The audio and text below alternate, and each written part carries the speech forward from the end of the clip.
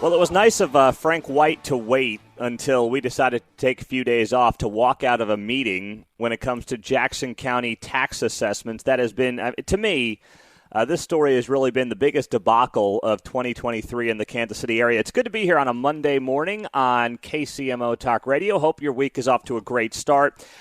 Frank White, so if you didn't see this late last week, and appreciate John Whitmer down in Wichita filling in a couple of days last week, Frank White decided that he was going to, as the county executive in Jackson County, he decided that he was going to walk out of a meeting where he was getting updated or was set to be updated on these tax assessment issues that have, frankly, potentially put thousands of Jackson County residents out of a home. I mean, that's how bad this is going to be for some of you. You've called into the show. We've heard from you on social media, on the calls, on the text lines, talking about how you may not be able to stay in your home due to these assessments that have come through. I mean, you've got people with 100, 200, 300% increases on their tax assessments. And there's a lot of folks on fixed incomes that are not going to be able to afford that if their property taxes match that kind of an increase. Now, we know that what's happened here over the last several weeks is you've had a situation where Frank White has said, well, we're not the ones that actually raise your property taxes, right? We've been told, well, that's going to be on somebody else. That's going to be on your local municipality. That's going to be on your school board. That's not us. We just try to make sure that your home is valued at the number it could be sold at right now. But we don't actually increase property taxes. That's been Frank White's excuse for the better part of 2 months now. But as these assessments have come in and the horror stories have continued to come in, clearly Frank White has to do something about this. This cannot continue as is, where Frank White, as the executive of the county, is overseeing thousands of people seeing hundreds% increases in their assessments. They can't do it. So the big meeting takes place on Thursday. And here's what apparently Frank White said, according to media reports. Frank White said, quote, due to another meeting, I can't stay for the entire update this morning. He says, but it is a priority for me to be here, even for the short time I'll be here, just to speak to you, and most importantly, show my ongoing support for Gail McCann Beatty and her staff. Now, that is quite a double middle finger to the taxpayer of the county. And this show is the only one who really said anything about that. I put it up on Twitter late last week at Pete Mundo. I said, what else, I threw in a WTF, but what else could Frank White possibly have on his agenda that is more important than sitting through a meeting where he is going to be updated on the assessment issues? I mean, this is the most insulting thing that Frank White could do to his own taxpayers. And he is insulting his own taxpayers in Jackson County more and more every day. I mean, that's what he's doing. He is showing that he is aloof. He is showing that he simply doesn't care about the people who are not only funding his salary and have made Frank White relevant, 35 years after he was, of course, a baseball star in this town. The only reason for that is because of the taxpayer. And here the taxpayer in this county, to the tune of how many appeals have we had now? 35 to 40,000 appeals by taxpayers in a county that only has 500,000 people. So you're pushing almost 10% of homeowners in the county have ultimately decided that their tax assessment is wrong. They've decided that the number that they got from Jackson County is not accurate, from the Tyler Technologies Group is not accurate. And it's actually even higher than that because there's 500,000 people in the county, but not all 500,000 of those are homeowners or own property in the county. So the percentage is actually much higher than that, than the number I just gave. And here is Frank White trying to hopefully get an update from the county on where this assessment process is at, and he doesn't even stay for the whole meeting. I mean, my goodness, if you are a Jackson County taxpayer, Frank White slapped you in the face late last week. He couldn't stay due to other obligations. What the heck could he have going on that's more important? And we've talked a lot about, and we've talked to many of you who are homeowners, but one thing that has not been brought up enough, and I got to give credit to Woke 41 Action News. They did a good story late last week about business owners sharing the unique struggles of high property tax assessments on commercial buildings. Think about what that could do to mom and pop restaurants. Think about what that would do to prices, by the way, that would be passed on to you. They talked to a guy that has a Hispanic-owned business, and he's had it for 30 years, a restaurant on Southwest Boulevard. And he said his block has seen an average of a 30% increase in assessments this year. Well, what do you think happens? Either the business shuts down, potentially, or they've got to pass that on to their customers. And I got to imagine a lot of the Hispanic-owned restaurants on Southwest Boulevard are not attracting the highest-end clientele when it comes to socioeconomic levels, right? There's probably a lot of working-class folks that go to those restaurants because they like those restaurants. Well, if the prices have to go up 10, 20, 30% just to stay there, just to maintain their bottom line, that hurts those of you who like to go to those places. So that's another angle that we really haven't talked about with the assessment issues and how this can impact every single one of us, whether you own a home or whether you don't, whether you own a business or whether you don't. And here's Frank White's opportunity to at least show empathy, to at least have some kind of sympathy for what's going on and for what is happening to his own taxpayers. This is his chance. The guy hasn't really said much. He's too busy giving out statements on Andrew Jackson's statue. And what does he do? Late last week, he doesn't stay for the entire meeting. I mean, it's unbelievable. I got to give Manny Abarca, who's a Jackson County legislator, I got to give him some credit. Now, he also wants Andrew Jackson's statues to be taken down, which is insane and nonsensical for a multitude of reasons I won't get into. But he's been good on the assessment issue. He called out Frank White. He said Gail McCann-Beatty, who is the director of assessment in Jackson County, Gail is Frank's employee, said Manny Abarca. He said, so if Gail does a bad job, in essence, he does a bad job. So it doesn't surprise me that he's sheltering and protecting the assessor, who he believes has done a great job with this. She hasn't done a great job. I mean, if there was anyone competent as county executive in Jackson County, she would have been out of work 2 months ago.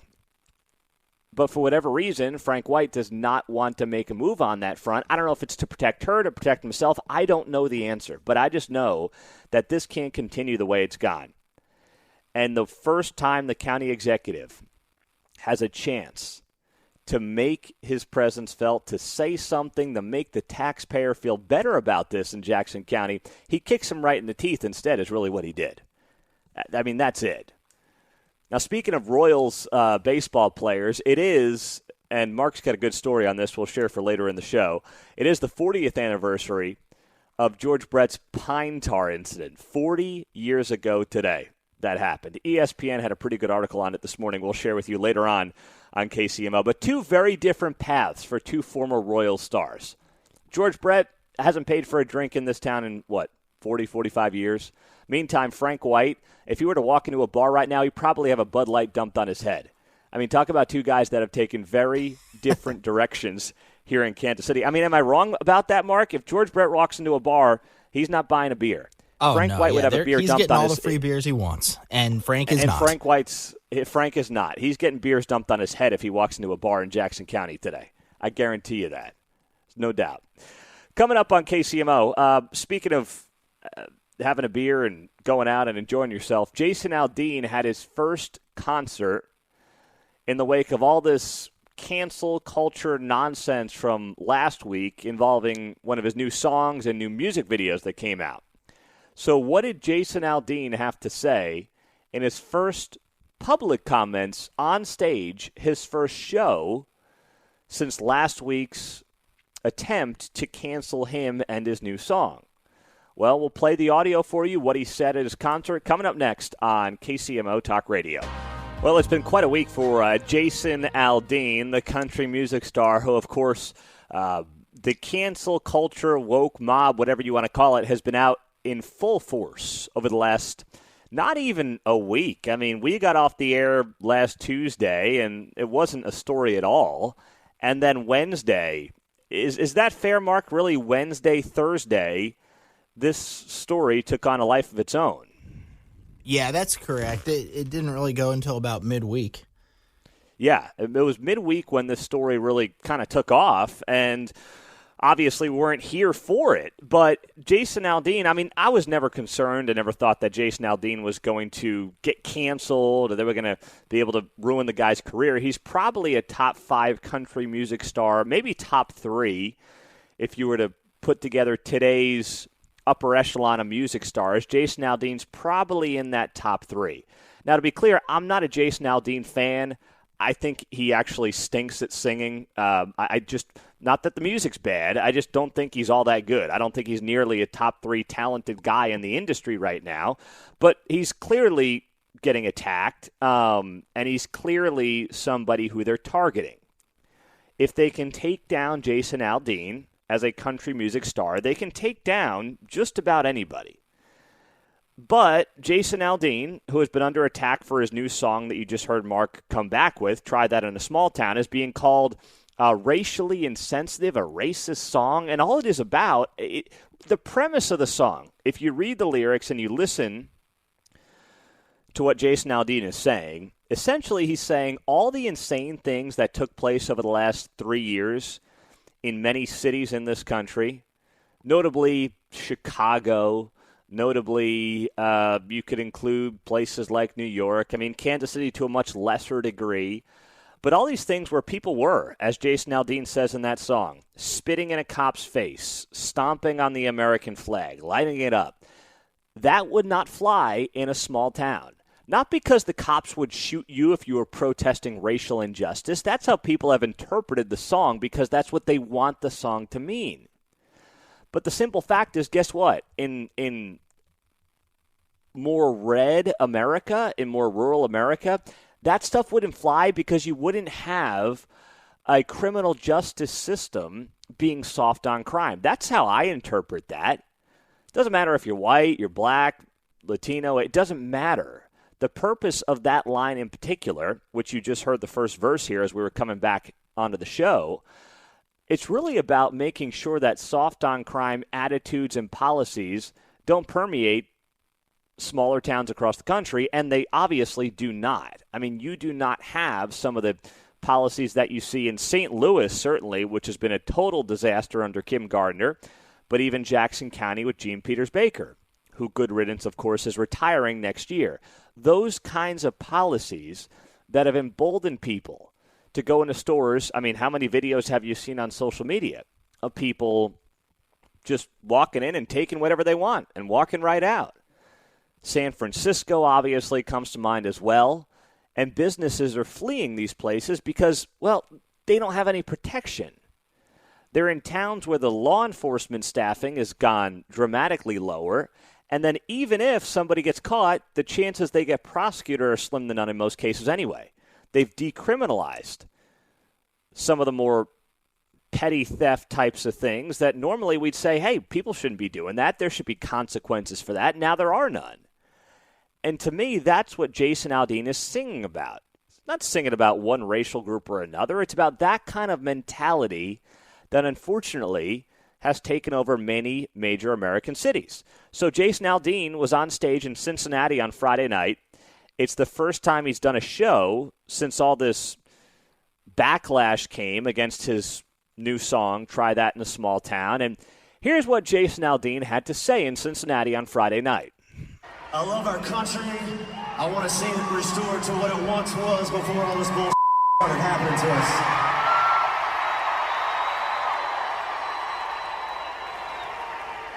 I love my country, I love my family, and I will do anything to protect that. I can tell you that right now.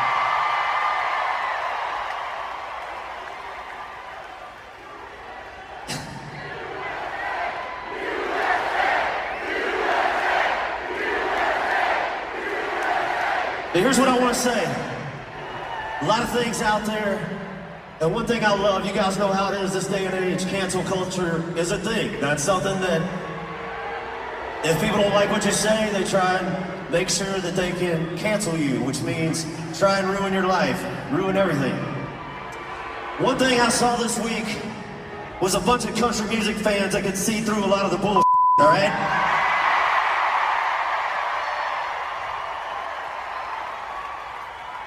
I saw country music fans rally like I've never seen before, and it was pretty badass to watch, I gotta say. Thank you guys so much.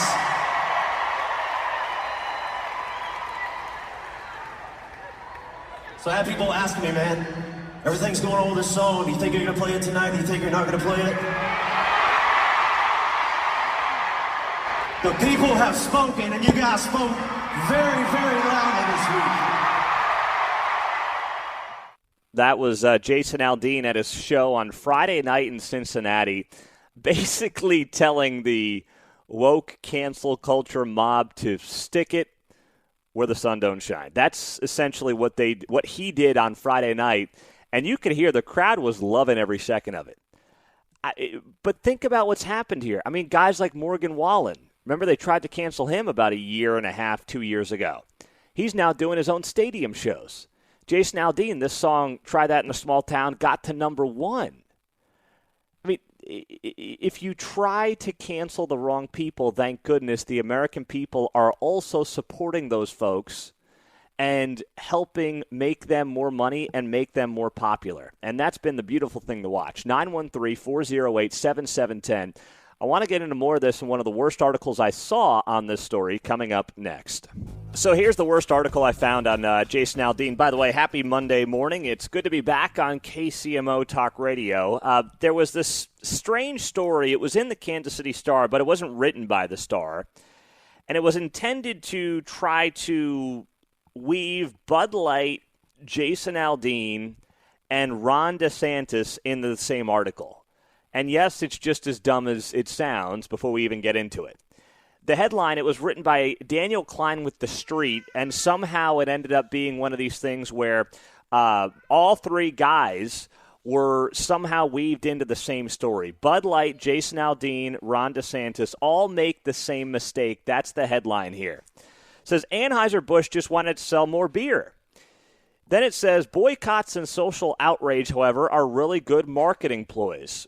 For the price of an iPhone, a few cases of Bud Light, and some ammunition, Kid Rock got to reconnect with his base. Now, this is somehow weaving Kid Rock into, of course, the Anheuser-Busch drama by doing what? Talking about how Kid Rock was shooting cans of Bud Light after they hired Dylan Mulvaney. Then it goes on to say Bud Light, Jason Aldean, and Ron DeSantis all went wrong in the same way. They misjudged their audience, and that has led to a backlash that has seen Bud Light sales tumble, Aldean get kicked off of some music outlets, and DeSantis look very unlikely to win the Republican nomination. Now, stop right there. That is not reality. There's no truth to that.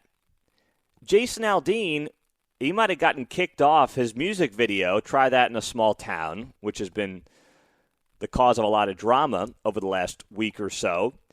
It may have gotten taken off of country music television, but that's only because CMT went woke and caved to the woke mob. That's the only reason that happened. Jason Aldean, I mean, we just played the audio from his show in Cincinnati on Friday. The guy, I mean, he was clearly, his audience was 110% behind him. They were more behind him on Friday night than they would have been without the controversy around the song. So just because Jason Aldean's music video got taken off by CMT does not mean that Aldean's brand is somehow damaged by this. Because a bunch of left-wingers that don't even like Jason Aldean and don't listen to country music are trying to get the guy canceled. He'll make more money in 2023 than he does probably any other year in his life. I totally agree with that, Mark. I think you're spot on. And by the way, Jason Aldean is not the one who tried to become a controversial figure in all this. All Jason Aldean did was put out a song called Try That in a Small Town that he did not believe had political undertones to it. But then political opponents came after him, and they made him into essentially this kind of, I don't want to say a cult hero because that's not fair. He didn't ask for any of this. He's not trying to be this cult-like figure. But he's only now ingrained his diehard fans even more into his corner. That's what these people have done. They're not going to cancel Jason Aldean. And if country music and the people that run country music behind the scenes are dumb enough to fall for this and not have him out to music festivals or not have him out, to award shows, and he doesn't win awards or something like that. First off, he doesn't need that stuff anymore. He's kind of bigger than that at this point.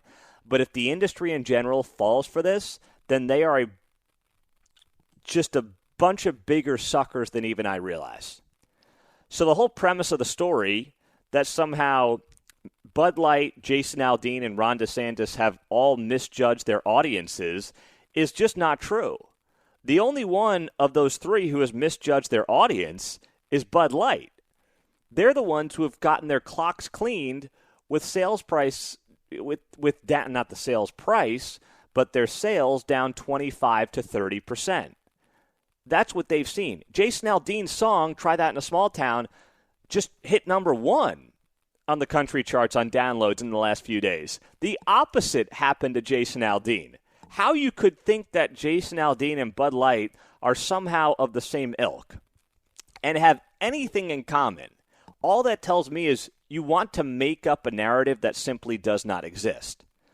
Now, as for how DeSantis weaves into all three of these guys, that's even stranger. They write here about Ron DeSantis. DeSantis did the same thing, this author suggests at the Street. Ron DeSantis did roughly the same thing when he opted to make Walt Disney his top enemy in his so-called war on woke by saying that the Mouse House sexualizes children and pointing out its support of LGBTQ plus employees and theme park visitors. The Florida governor does appeal to a certain part of the Republican Party.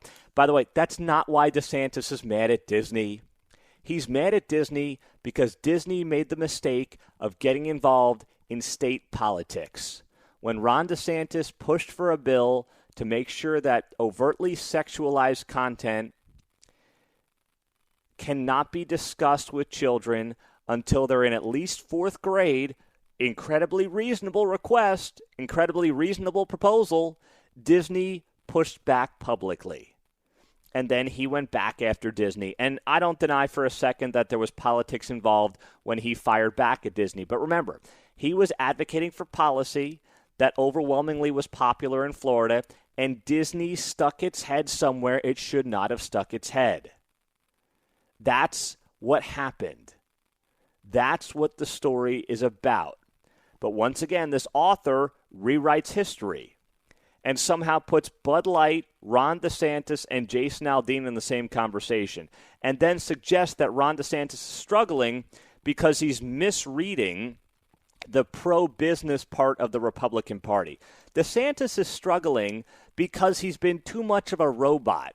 I like DeSantis a lot, but the guy has been an absolute robot. That's what's hurting him. And he's getting too much advice from his overpaid consultants instead of just being a regular dude and going out and meeting the people. This is the worst article I've seen all week. 913-408-7710. Let's go to Kevin. He's in Overland Park. Hey, Kevin, good morning. You're on KCMO. Hey, Pete. I was just going to say, that article, I agree with what you said. That article is just garbage.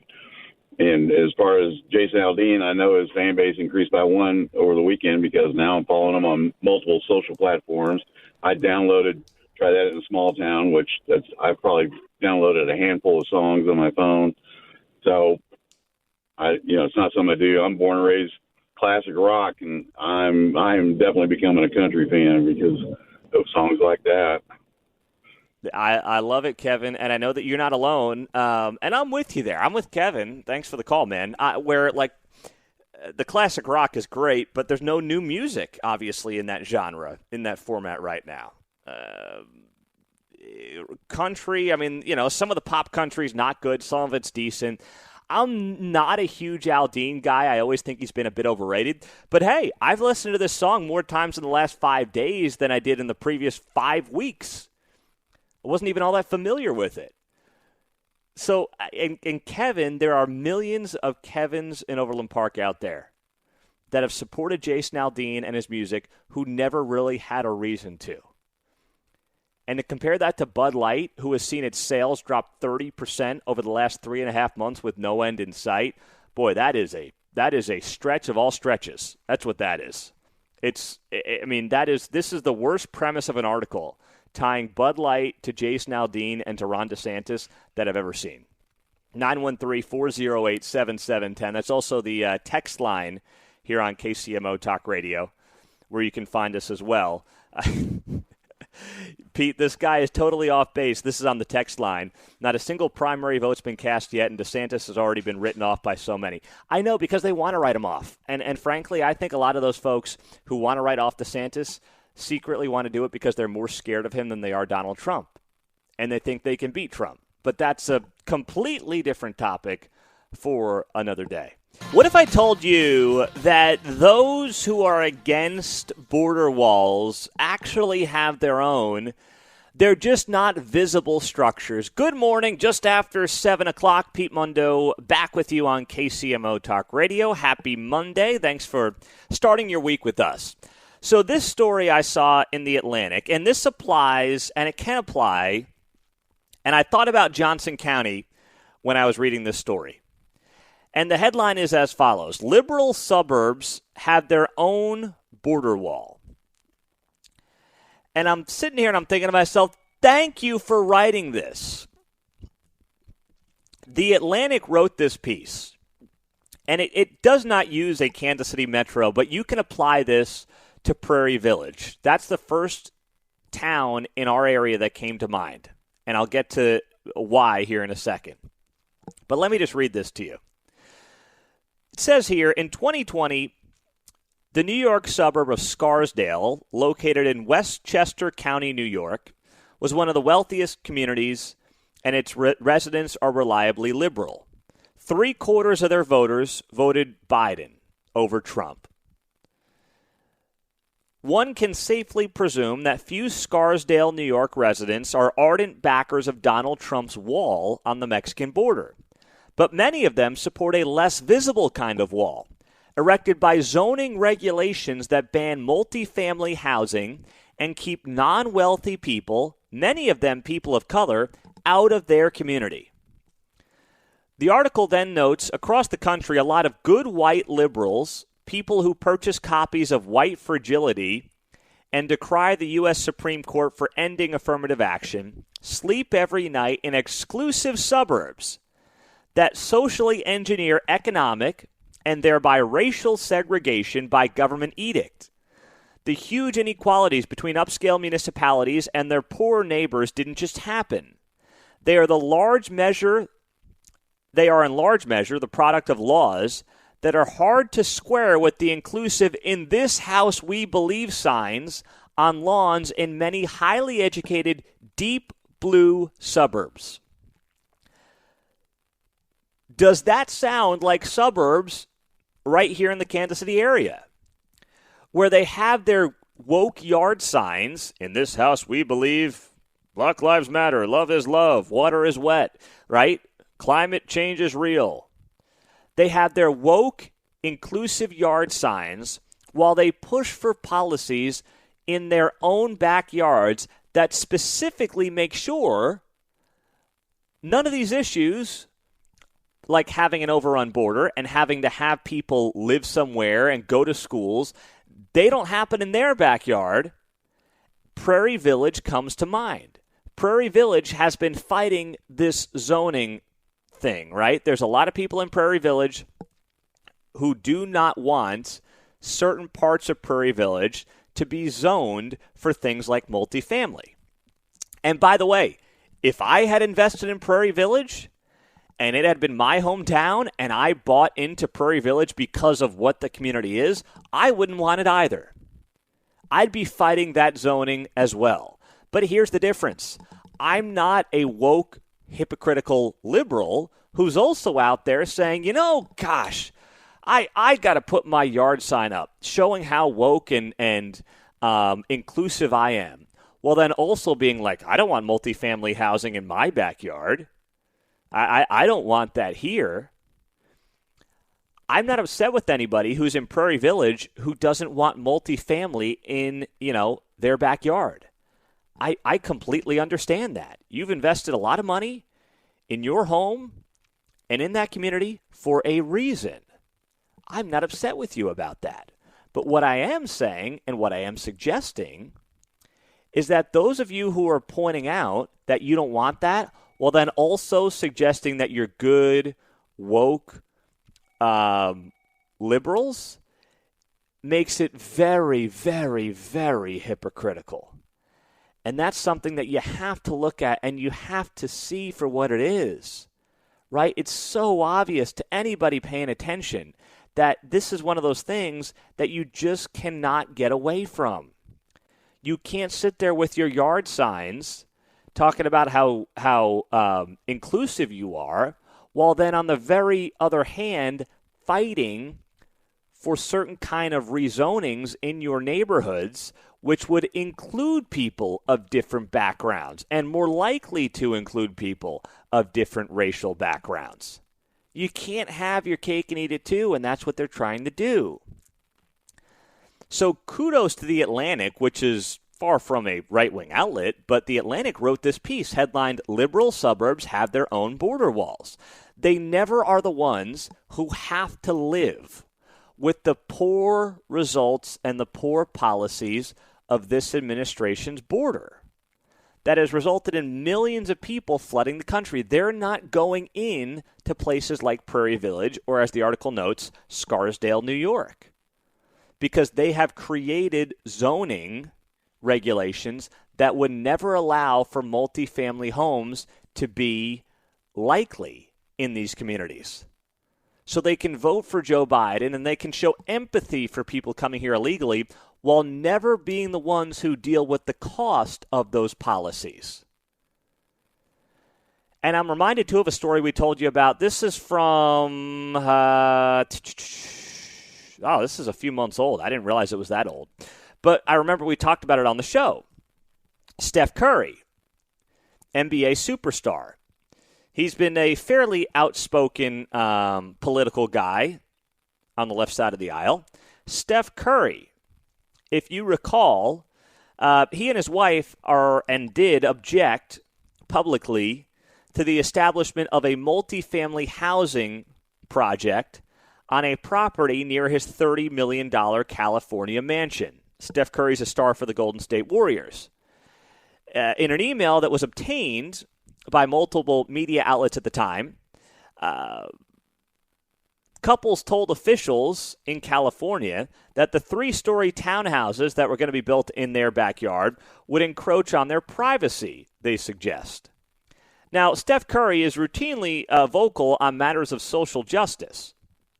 But now, when it comes to the possibility of multifamily housing being anywhere near their $30 million mansion, whoa, not in our backyard. No. Whoa, we didn't mean that we actually, when we say in this house we believe, they didn't actually mean their house. We didn't mean our house. This is the hypocrisy of so many celebrities who also are in their little bubbles, in their multi-million-dollar enclaves, and never have to deal with the consequences that many people in poorer, lower socioeconomic places have to deal with and have to live through when their communities are overrun, when their schools are overrun, by not having an actual border policy, by allowing illegal immigration to the tune of millions of people. It's not about being against immigration.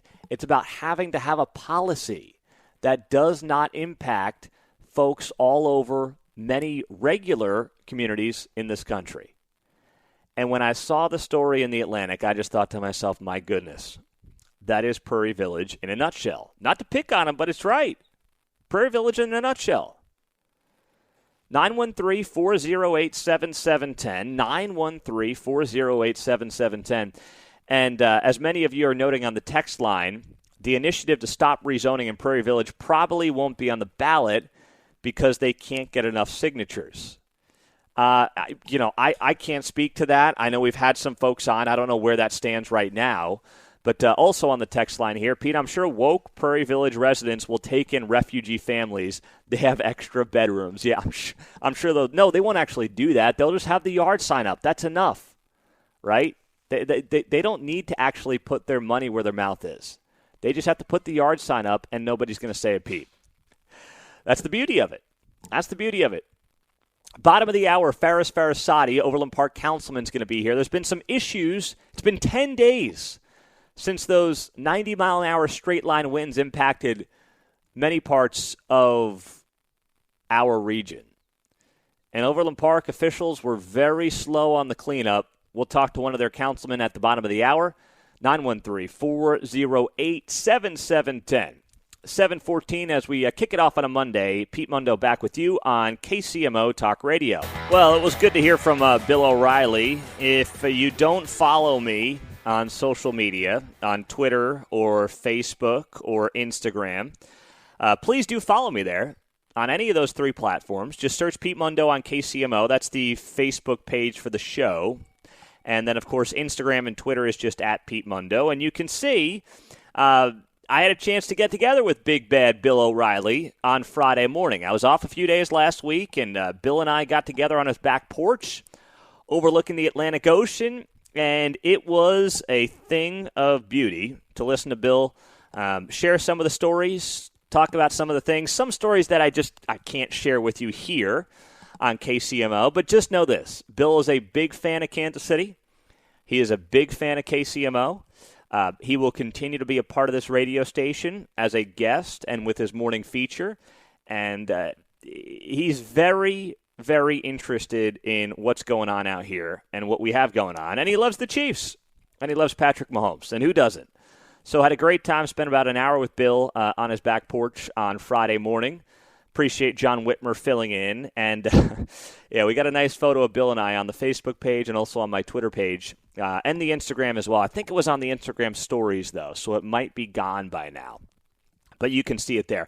And, Mark, he was asking about you. He said, how are my guys, Bill O'Reilly asking, how are my guys, John Anthony and Mark Van Sickle holding up? And, Mark, I told him that you had a third baby coming in December, and Bill O'Reilly sends his best to you and your wife. Excellent. Thank you, Bill O'Reilly. I can't wait to talk to him back on the back end of the phone next time he calls in.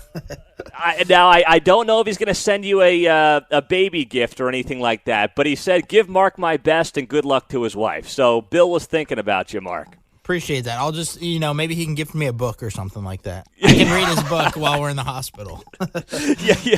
Over Christmas. Well, he does.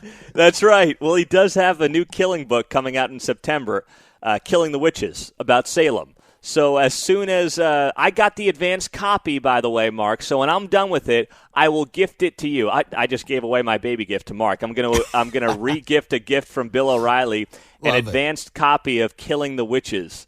I will give you that, Mark, so you can read that in the hospital as your wife's giving birth in December. There you go. I'm fine with hand-me-downs there for our third, No problem. Yeah, exactly. Yes. You got to re-gift. You got to go hand-me-downs. That's exactly right. You know how it goes. That's how the game is played on number 3.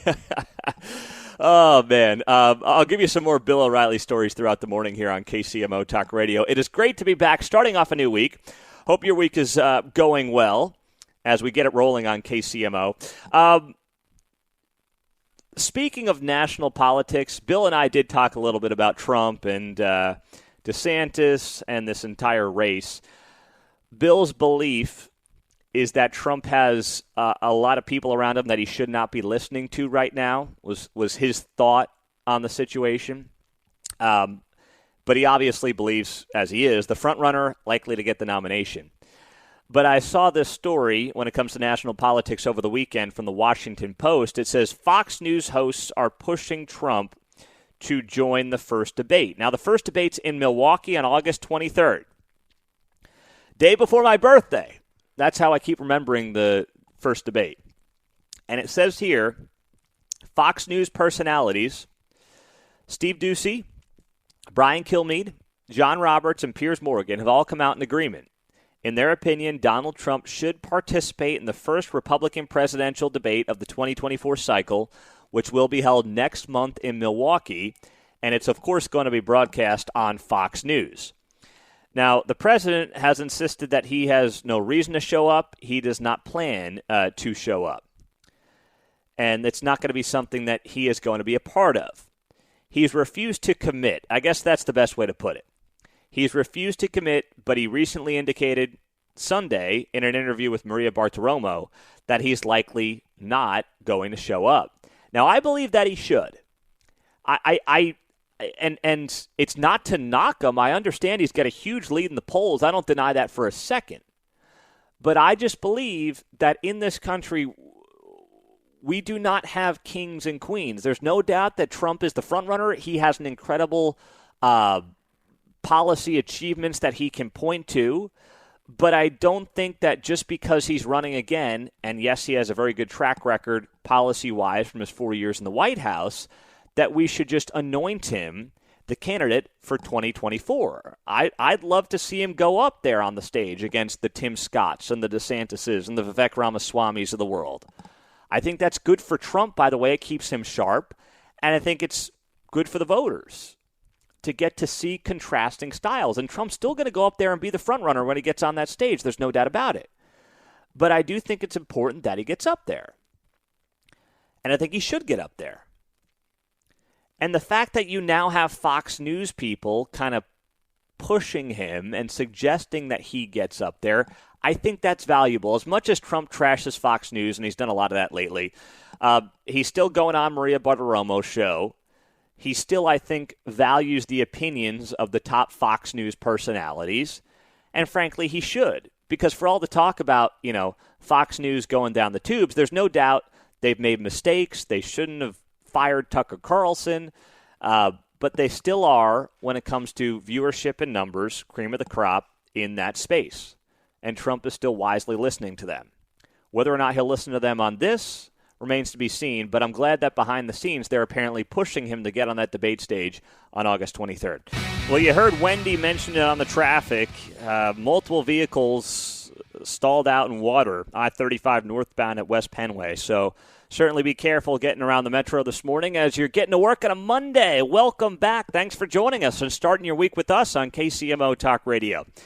So we all are waiting to find out, and we haven't talked about it in a couple of weeks because there hasn't been any news around what the Royals might do. We know they're down to either moving or wanting to move to the East Village in downtown Kansas City or North KC. So the question's always been, well, what about the Chiefs?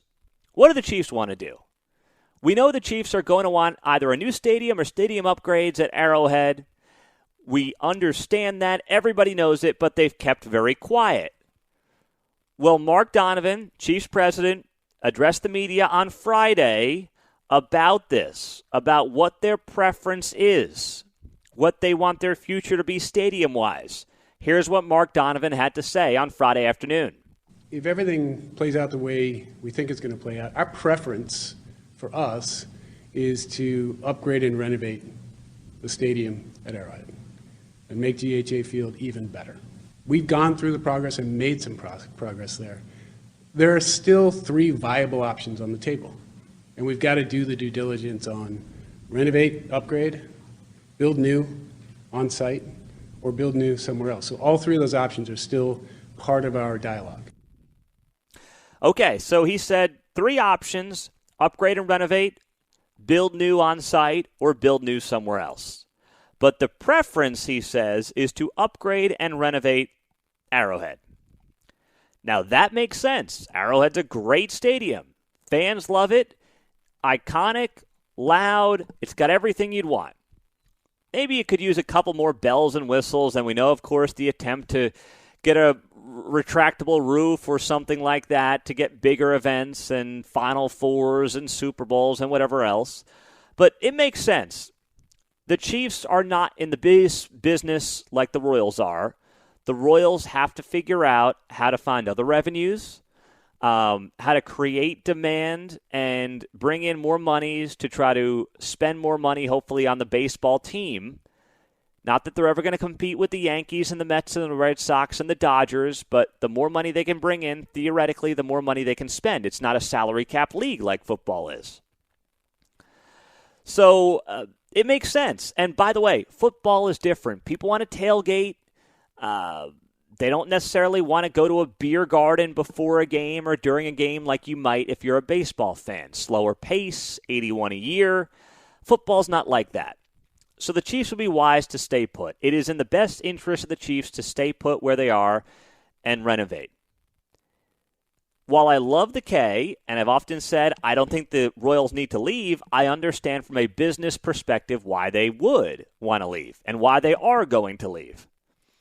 So Quinton Lucas appears to be accepting the fact that the Royals may be goners. The mayor of Kansas City responded to that comment from Mark Donovan on Twitter over the weekend, and the mayor of Kansas City took a shot at the Royals he did it in a very subtle way. Here's what the mayor of Kansas City put on Twitter.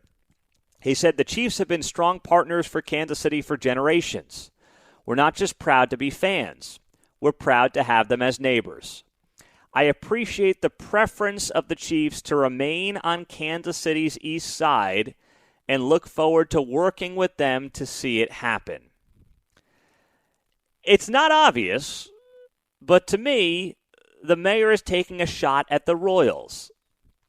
I appreciate the preference, he says, of the Chiefs to remain on Kansas City's east side. Well, first off, let's not act like the Chiefs are playing, right off 71 Highway or something like that. I know geographically speaking they're on the east side of Kansas City, but let's not kid ourselves.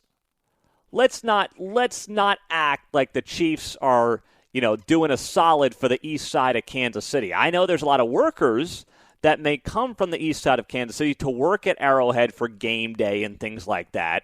But, that's a bit of a stretch. It's also, to me, a shot at the Royals. The Chiefs have been great partners for generations. We're proud to not just be fans, but to have them as neighbors.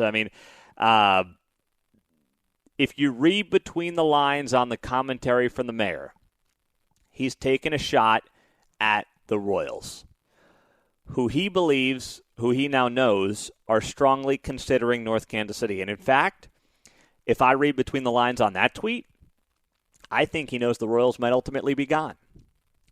I think he knows it's probably better than 50-50. The future of the Royals is not in Kansas City, Missouri proper.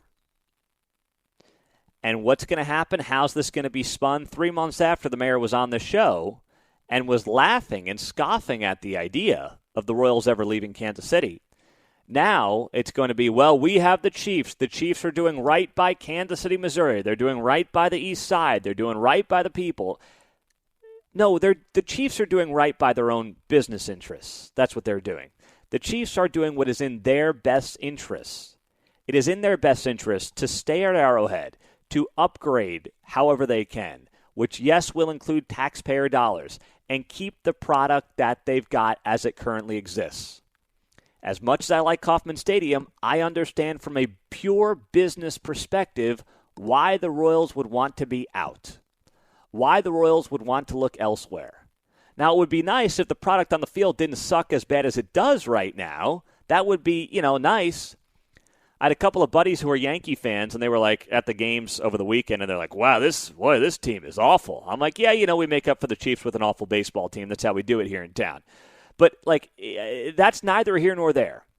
Ultimately, they're running a business, and the business decisions have to be done in the best interests of the bottom line to try to compete, because those are the economics of baseball. Like it or not, those are the economics of baseball.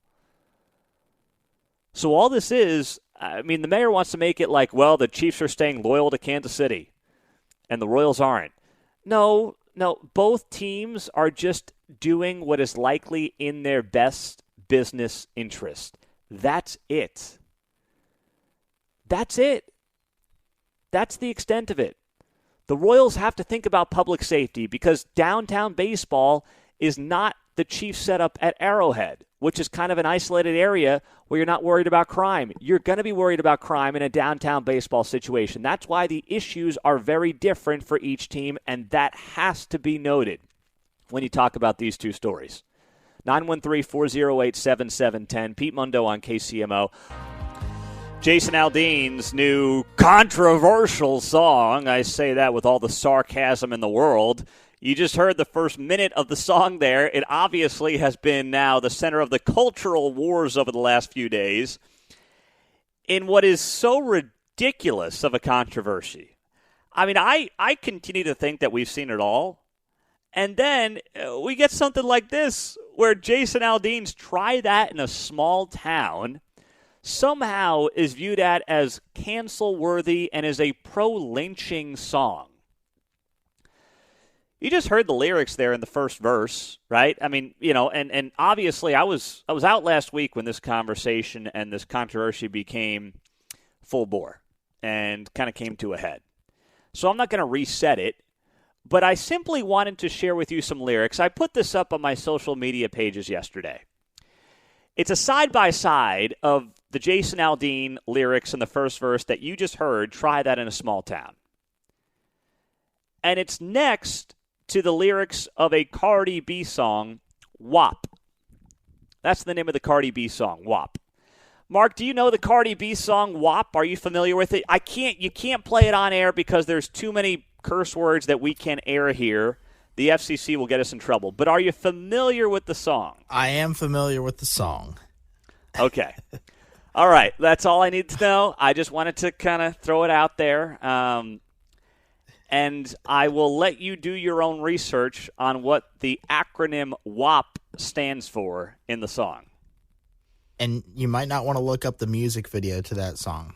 It's maybe more controversial than this Try It in a Small Town. Yeah, it's a little more, I would say so. So Cardi B's song WAP. I want to read the lyrics. Just read them. Like a regular dude here on the air. And if you have the kids in the car, I'm going to do my best to do this in a family-friendly way while allowing you to understand the lyrics in Cardi B's WAP. Now, this Cardi B song WAP was one of the top songs when it came out. Cardi B is a big star. WAP got millions of downloads. It has been treated by Hollywood. I mean, they treat this thing like it's a gem. It was one of the top songs in 2020. Got great critical acclaim. WAP received widespread critical acclaim for its sex-positive message for empowering women, with Rolling Stone, NPR, and several other publications ranking it as the best song of 2020. All right, so with that being said, here are the lyrics, the opening lyrics of WAP by Cardi B. Beat it up, N-word. Catch a charge. Extra large and extra hard. Put this P-word right in your face. Swipe your nose like a credit card. Hop on top. I want to ride. I do a kegel while it's inside. Spit in my mouth. Look at my eyes. I can't. This next line, I don't even want to read it, Mark. Uh-oh. I'm going to skip this next line in the song. I know I could replace it, but I just don't want to. I'm getting grossed out reading these Cardi B lyrics. I'm getting grossed out reading them. Come take a dive. I skipped a line. Tie me up like I'm surprised. Let's role play. I wear a disguise. I want you to park that Big Mac truck right here in this little garage. There's another. I don't want to read this line either. I don't want to read this. All right. I'll read it. Whatever. Make it cream. Make me scream. Out in public. Make a scene. I don't cook. I don't clean. But let me tell you, I got this ring. I. Did I do that right, Mark? The I part? I. Or is it more like, I? You get the point. That is the song in 2020 by Cardi B, WAP, that received widespread critical acclaim from Rolling Stone, NPR, and many other publications, reading this off of Wikipedia. for its sex-positive message and for empowering women as its best song in 2020. It debuted atop the U.S. Billboard Hot 100, becoming the first female rap collaboration to do so. Had the largest opening streaming week for a song in U.S. history. It gave Cardi B her 4th #1 single. The single spent 4 weeks atop the charts, spent multiple weeks at #1 in several other countries. WAP became the first #1 single on the inaugural Billboard Global 200, topping the chart for 3 weeks. As of March 2022, the song was certified 7-time platinum by the Recording Industry Association of America. So let me get that straight.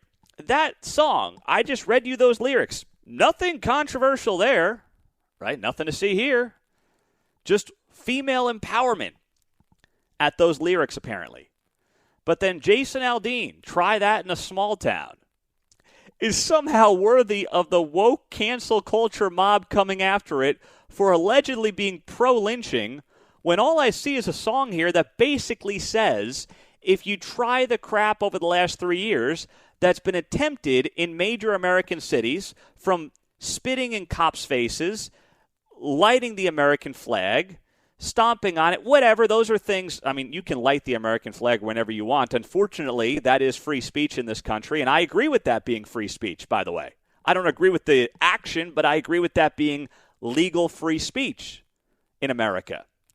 But those are things that Jason Aldean is saying would not fly in a small town. It's really about small town Americana, small town culture, right? That's the premise of the song. It's not about pro-lynching. I don't even know how people wrap their head around such a dumb analysis of a song. But that's been the push over the last week or so, since this controversy, this ridiculously dumb controversy started. But I took the lyrics to Try That in a Small Town, and I put them side by side with Cardi B's WAP, and I put it on Twitter, and I put it on Facebook. And that way you can see them side by side, and you can ask yourself, which one is actually controversial? Which one is actually, maybe something that we should not be encouraging? Is it the guy who says, carjack an old lady at a red light, pull a gun on the store owner, you think it's cool, well, act like a fool if you like? Is it that guy who's controversial, or is it the one who says, beat it up, N-word, catch a charge, extra large and extra hard? Maybe I'm just out of touch, Mark. I don't know what else to say.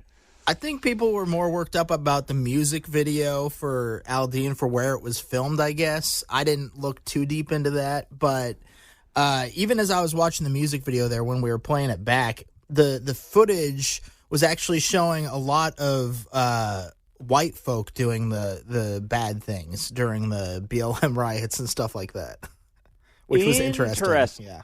Well, so that means it's more about, he's talking about Antifa, obviously. Yeah. Because Antifa, in large part, is these, woke white kids in places like Portland, Oregon, right? I mean, but here's the thing.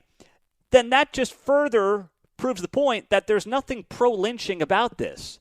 If the music video, and now I'm looking at it here, Mark, as you are, is showing a lot of these white guys who are spitting in cops' faces and burning the American flag, that's more of an Antifa thing than it is anything to do about race. This is not about race. It never has been with Jason Aldean's song. But it's amazing how once a snowball starts happening, right, it's very difficult to stop. 913-408-7710. I'm going to stop reading WAP lyrics so I don't get myself in any more trouble here. And go to Keith in Kansas City. Hello, Keith. Good morning. What's up, man? Pete, first of all, I'm an African-American person, and I looked at the Jason Aldean video, his official Try That in a Small Town video. I looked at it 5 times, and I didn't see not one black person in the video. I didn't see anything about BLM. I seen a white woman spit in the police officer's face. So I don't know. I'm trying to figure out how they can take something like this and make it about race. I mean, it's almost just like when Trump told Congressman Cummings, and he said that Baltimore was a rat-infested city, and they called Trump a racist for saying that a city is rat-infested. So I mean, this is coming from a black person. This doesn't make any sense. If you don't have any black people in the video, there's no BLM signs or people wearing BLM material anywhere. How does this video about race? Keith, your guess is as good as mine. Well said. Absolutely well said. But it's so interesting because those most outraged are woke white liberals. I haven't seen, Keith just called in as a black man himself. I have not seen a lot of black social media outrage. I've seen white, woke social media outrage. That's what I've seen.